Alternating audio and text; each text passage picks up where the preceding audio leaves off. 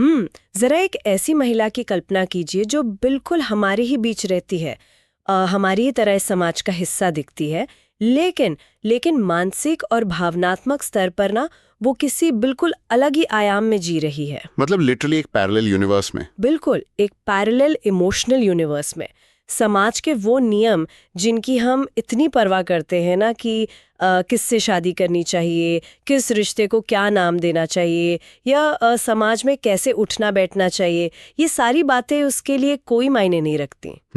और ऐसा नहीं है कि वो कोई जानबूझकर विद्रोह कर रही है। हाँ, वो कोई झंडे लेकर नारे नहीं लगा रही है, बल्कि इसलिए क्योंकि ये नियम उसके दिमाग में रजिस्टर ही नहीं होते। मतलब उसके लिए ये सारी सामाजिक संरचनाएं महज एक बैकग्राउंड नॉइज हैं, जैसे कोई दूर बज रहा रेडियो हो जिस पर आप बिल्कुल ध्यान नहीं देते। सुनने में शायद ये लगे कि भाई ये तो कोई मनोवैज्ञानिक असामान्यता है ना? लेकिन असल में ये स्थिति हर इंसान के अवचेतन मन में कहीं ना कहीं दबी हुई एक बहुत ही गहरी सच्चाई का रूप है। एकदम सही कहा आपने। और आज के इस विस्तृत विश्लेषण में हम मानव मन के इसी बेहद रहस्यमयी और विद्रोही हिस्से को डिकोड करने वाले हैं। बिल्कुल।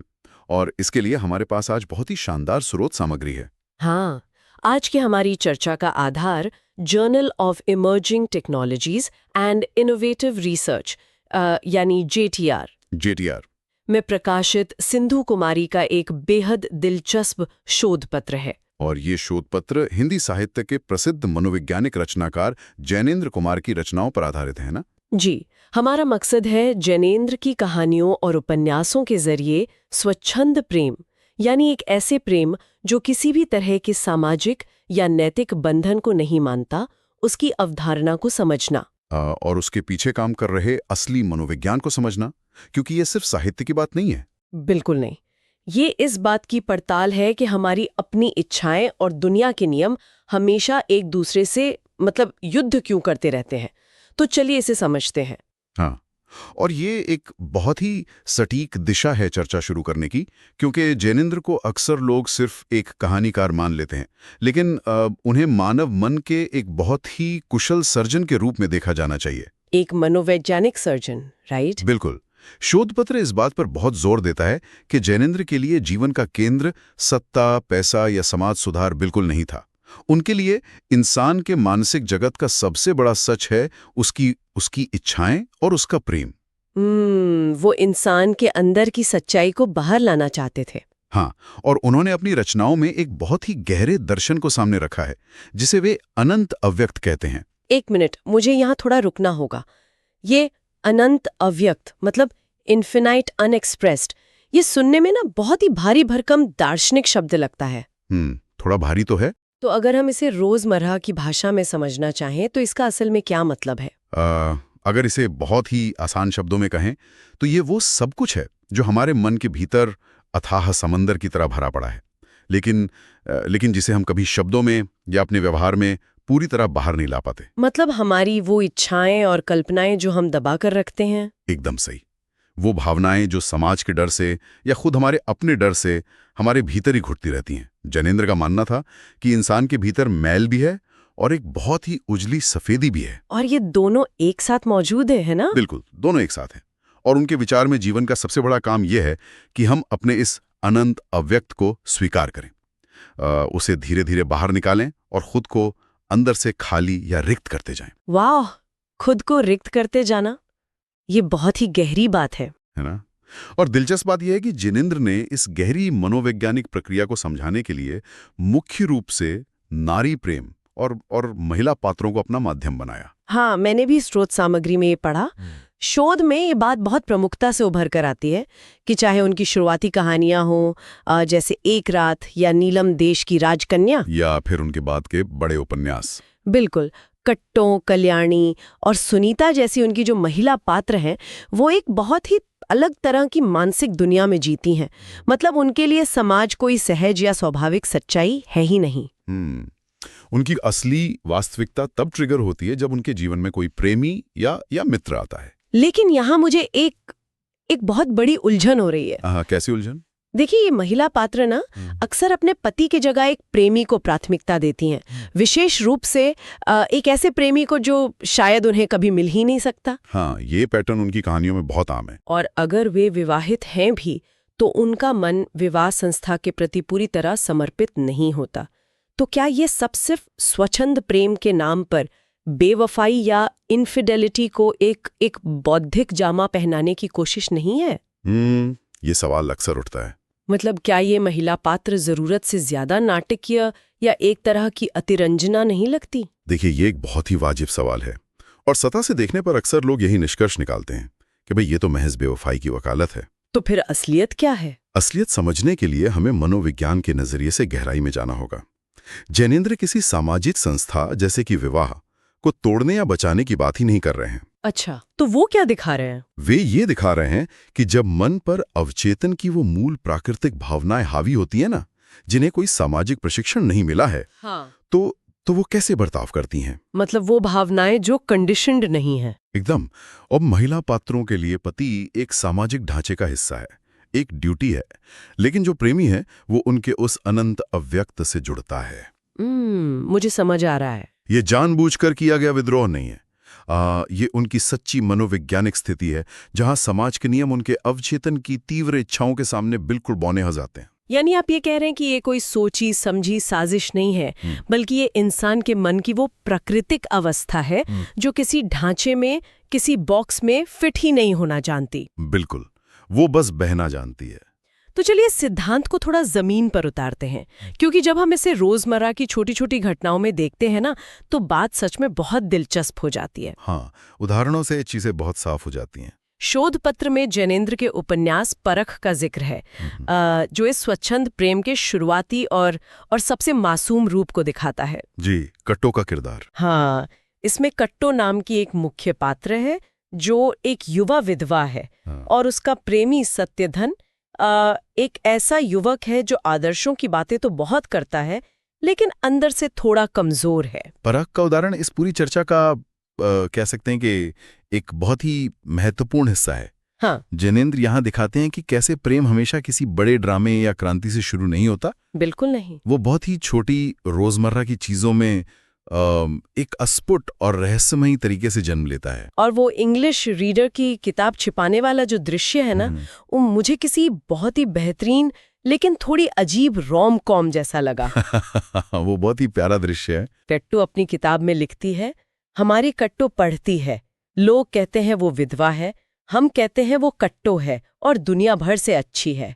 अपने आप में कितना सशक्त बयान है ये। बहुत सशक्त। और फिर मास्टर जी यानी सत्यधन उस किताब को छिपा लेते हैं और फिर उन दोनों के बीच जो छोटी सी नोकझोंक होती है उस पे ध्यान दीजिए। कट्टो पूछती है कि किताब कहाँ गई, और मास्टर जी तो बिल्कुल। हाँ, मास्टर जी एक तरह का अधिकार जताते हुए कहते हैं, क्या हमने ले ली?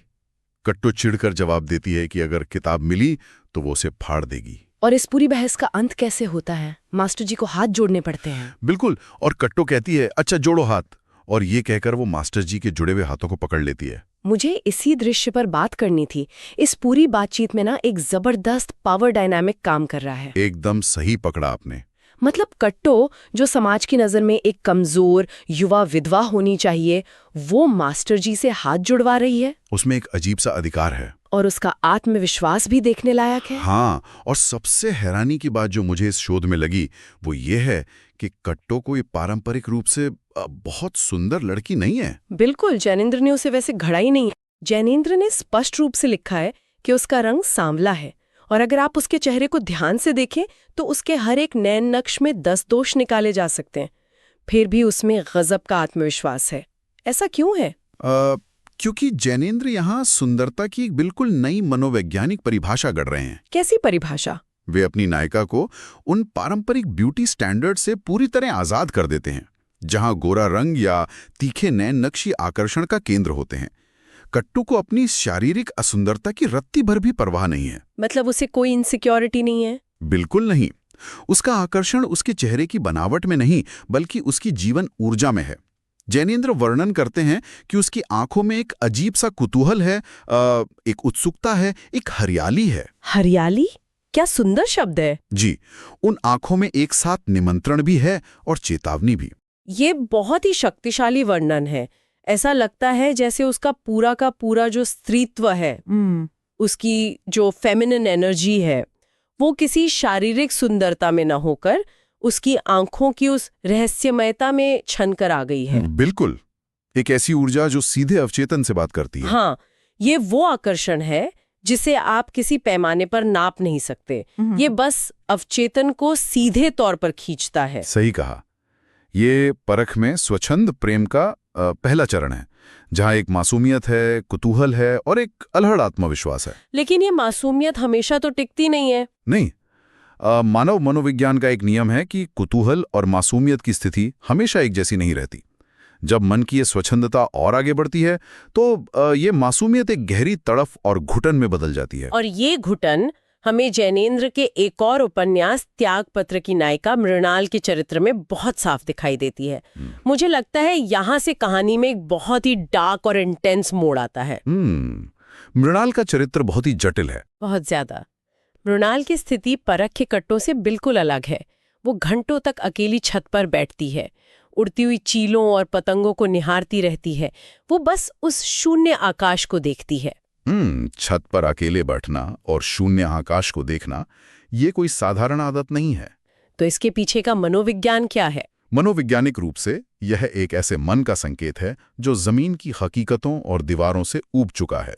वह शून्य आकाश मृणाल की उसकी मुक्ति के प्रति जो असीम आकर्षण है उसे दर्शाता है। मतलब वो फंसा हुआ महसूस कर रही है। बिल्कुल, वो अपने जीवन और रिश्तों के बंधनों में बुरी तरह से फंसा हुआ महसूस कर रही है। और ये फंसा हुआ महसूस करना ना उसके प्रेम संबंधों में सबसे ज्यादा नजर आता है।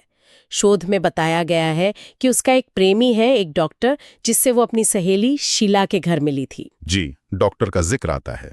लेकिन यहाँ जो बात मुझे सबसे ज्यादा चौंकाती है वो ये है कि मृणाल अपने और उस डॉक्टर के रिश्ते को कोई नाम नहीं देना चाहती। वो उसे लेबल नहीं करना चाहती। हाँ, वो नहीं चाहती कि उसे भाई, मित्र, भतीजा या कुछ भी कहा जाए। वो उस रिश्ते को बस एक अस्पष्ट और रहस्यमय संबंध बनाए रखना चाहती है। और इसके पीछे का कारण बहुत गहरा है। आप सोचिए, किसी रिश्ते को नाम देने का मतलब क्या होता है? मुझे तो लगता है कि हम इंसानों को ना हर चीज पर लेबल लगाने की एक मानसिक बीमारी है। अगर दो लोग साथ हैं तो समाज को तुरंत जानना होता है कि भाई ये दोनों एक दूसरे के क्या लगते हैं। बिल्कुल, समाज को हर चीज एक तय खांचे में चाहिए। हाँ, और मुझे मृणाल की ये उलझन बहुत अच्छे से समझ आ रही है। अगर इसके लिए एक उपमा दूं तो मृणाल की भावनाओं को किसी एक रिश्ते के नाम में बांधने की कोशिश करना बिल्कुल वैसा ही है जैसे कोई खुली हवा को किसी कार्डबोर्ड के डिब्बे में बंद करने की कोशिश कर रहा हो। बहुत ही सटीक उपमा है ये। हाँ ना, जैसे आप हवा को डिब्बे में बंद करते हैं, वो हवा नहीं रह जाती, वो बस एक घुटन बन जाती है। बिल्कुल ऐसा ही होता है, क्योंकि रिश्ते को नाम देते ही उसके साथ समाज की कुछ अपेक्षाएं, कुछ नियम और कुछ ड्यूटीज जुड़ जाती हैं। हाँ, शर्तें लागू हो जाती हैं। भाई का एक तय काम है, दोस्त की एक तय सीमा है। लेकिन मृणाल का मन इस समय पूरी तरह से एक तरल, स्वच्छंद स्थिति में है। वो इन सीमाओं के डिब्बे में जाना ही नहीं चाहती। यहाँ तक कि जब वो अपने भतीजे प्रमोद से मिलती है तो वो उसे भी एक सीमा में नहीं रहने देना चाहती। हाँ, प्रमोद वाली घटना बहुत ही अजीब और मार्मिक है। प्रमोद अपनी बुआ की इस मानसिक स्थिति को बिल्कुल समझ नहीं पाता कि आखिर उन्हें हो क्या रहा है। वो तो बच्चा है, उसे कैसे समझ आएगा। और मृणाल उसे स्पष्ट कहती है कि वो उसे बुआ कहकर न पुकारे, बल्कि जीजी कहे। वो बुआ शब्द के साथ जुड़े उस सम्मान और दूरी के भारीपन को उठाना ही नहीं चाहती। वो हवा की तरह हल्का होना चाहती है। उसका एक बहुत ही प्रसिद्ध संवाद है जहां वो कहती है, मैं चिड़िया बनना चाहती हूँ, नन्ही सी चिड़िया जिसके छोटे छोटे पंख होते हैं। पंख खोल वो आसमान में जिधर चाहे उड़ जाती है।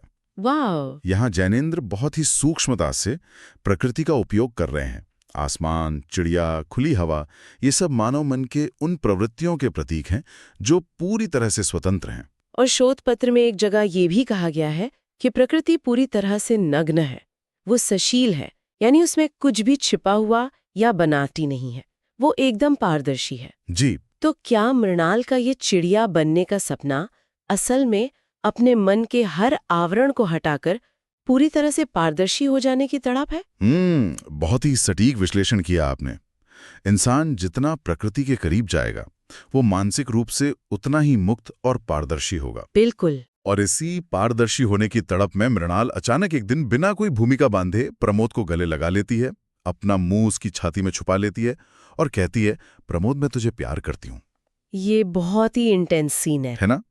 बाहर से देखने वाले को ये बर्ताव बहुत ही अस्थिर या पागलों जैसा लग सकता है, लेकिन ये उस इंसान की चीख है जो किसी भी तरह सामाजिक लेबल को तोड़कर बस अपनी शुद्ध भावना को व्यक्त करना चाहता है। ये सब सुन के एक बहुत ही गहरी उदासी भी महसूस होती है कि एक इंसान सिर्फ अपनी भावनाओं को महसूस करने के लिए कितनी भयानक जद्दोजहद कर रहा है। जी, ये एक संघर्ष है। लेकिन खैर, चलिए इस पूरी चर्चा को एक कदम और आगे ले चलते हैं। अब तक हमने देखा कि ये महिला पात्र पूरी तरह से मुक्त होना चाहती हैं। वे प्रकृति की तरह पारदर्शी होना चाहती हैं। बिल्कुल। लेकिन हम एक आदर्श दुनिया में तो नहीं रहते ना। गुरुत्वाकर्षण हर चीज को नीचे खींचता है, जमीन पर आना ही पड़ता है। तो क्या होता है जब एक औरत का ये स्वच्छंद प्रेम वास्तविक दुनिया की कठोरताओं और विशेष रूप से पुरुष के उस अहंकार या मेल ईगो से पूरी ताकत के साथ टकराता है? जब ऐसा होता है ना, तो वो महज एक टकराव नहीं होता, बल्कि एक बहुत ही दर्दनाक मनोवैज्ञानिक दुर्घटना होती है। दुर्घटना? हाँ। और इस दुर्घटना के तंत्र को समझने के लिए हमें जैनेंद्र के उपन्यास विवर्त के किरदारों भुवन, मोहिनी और जितेन की कहानी में उतरना होगा। विवर्त की कहानी का जो शुरुआती हिस्सा है वो तो बहुत ही हल्का फुल्का लगता है। मोहिनी और जितेन अपने विद्यार्थी जीवन से ही एक दूसरे को पसंद करते हैं। जी, कॉलेज के दिन एक दृश्य है जहां जितेन मोहिनी को सिनेमा जाने के लिए कहता है और मोहिनी पूरे नखरे दिखाते हुए अपनी साड़ी के पल्लू को उंगली में लपेटते हुए सिर्फ एक शब्द कहती है, प्रेम। एक ही शब्द में पूरा ब्रह्मांड। हाँ, जैसे वो जितेन की पूरी हस्ती को एक ही शब्द में चुनौती दे रही हो। उस समय वो प्रेम बिल्कुल मुक्त था, उसमें एक चंचलता थी। लेकिन परिस्थितियां इंसान के मनोविज्ञान को कैसे बदल देती हैं, ये विवर्त का मुख्य विषय है। बिल्कुल। मोहिनी की शादी नरेश नाम के एक दूसरे व्यक्ति से हो जाती है। और जितेन का क्या होता है? वो एक क्रांतिकारी बन जाता है। वो जंगलों में छिपकर रहने लगता है। और यही मुझे सबसे बड़ा झटका लगा। एक दिन जितेन मोहिनी से 25,000 रुपए की मांग करता है। मोहिनी, जिसके मन में आज भी जितेन के लिए वही अगाध प्रेम है, वो अपना सब कुछ लेकर अपना पूरा अस्तित्व समर्पित करने उसके पास पहुंच जाती है। वो अपना सर्वस्व लुटाने को तैयार है। हाँ, वो रो रही है, जितेन के हाथ चूम रही है और कह रही है, जितेन, जितेन उठो। लेकिन जितेन का बर्ताव ऐसा होता है जिसपे मुझे सच में विश्वास ही नहीं हुआ। जितेन क्या करता है? वो बहुत ही रूखेपन बल्कि एक क्रूरता के साथ कहता है, दरवाजा खुला है, बंद कर दो। इतनी नीच बनती हो, मुझे शर्म आती है। उसके सामने अपना स्वच्छंद प्रेम उड़ेल रही है, तो वो उसे नीच क्यों कह रहा है? ये सवाल उठना लाजमी है। वह उसे ठुकरा क्यों रहा है? ये तो पूरी तरह से विरोधाभासी है ना? देखिए, ये विरोधाभास नहीं है। ये रिप्रेशन यानी भावनाओं के कठोर दमन का अंतिम और सबसे भयानक परिणाम है। इसे ध्यान से समझिए। समझाइए। जब मोहिनी की शादी किसी और से हुई तो जितेन एक असफल प्रेमी बन गया। उस असफलता के दर्द से बचने के लिए उसने अपने मन को एक क्रांतिकारी के कठोर सांचे में ढाल लिया। उसने अपने इमोशंस को बंद कर दिया। बिल्कुल। एक क्रांतिकारी का जीवन कैसा होता है? उसे अपनी हर भावना, हर कमजोरी को दबाना पड़ता है, कुचलना पड़ता है। यानी उसने अपने मन को एक बहुत ही कसी हुई स्प्रिंग की तरह तान लिया है। एकदम सटीक उपमा। और जब आप एक स्प्रिंग को सालों तक कसकर रखते हैं तो वो ढीला होना भूल जाती है। बाप रे। जब मोहिनी अचानक उसके सामने आकर अपना नैसर्गिक प्राकृतिक प्रेम समर्पित करती है ना, तो जितेन का वो दबा हुआ मन, वो रिप्रेस्ड माइंड उस सहजता को प्रोसेस ही नहीं कर पाता। मतलब उसका सिस्टम शॉक में चला जाता है। हाँ, उसका अहंकार अब इस बात पर टिका है कि वो भावनाओं से ऊपर उठ चुका है। मोहिनी का वो स्वाभाविक समर्पण जितेन के उस कठोर अनुशासित अहंकार पर एक सीधा हमला लगता है। ओहो। इसलिए वो उस शुद्ध प्रेम को नीचता का नाम देकर खुद को सुरक्षित करने की कोशिश करता है। बाप रे, ये तो बहुत ही भयानक स्थिति है। मतलब मोहिनी अपना सर्वस्व देकर प्यार को सार्थक करना चाहती है जी। लेकिन जितेन का वो कुंठित मेल ईगो उस समर्पण को झेल ही नहीं पाता। जी, और ऐसा ही एक और उदाहरण हमें जैनेंद्र के एक अन्य उपन्यास बीते दिन, जिसे व्यतीत भी कहा जाता है, उसमें मिलता है। वहाँ जयंत और अमिता की कहानी है। वहां भी ऐसा ही कुछ होता है क्या? ये मान बैठता है कि अमिता का ये समर्पण नैसर्गिक या प्राकृतिक नहीं है, बल्कि नियोजित है। यानी पहले से प्लान किया हुआ है। हाँ, वैसा मान लेता है।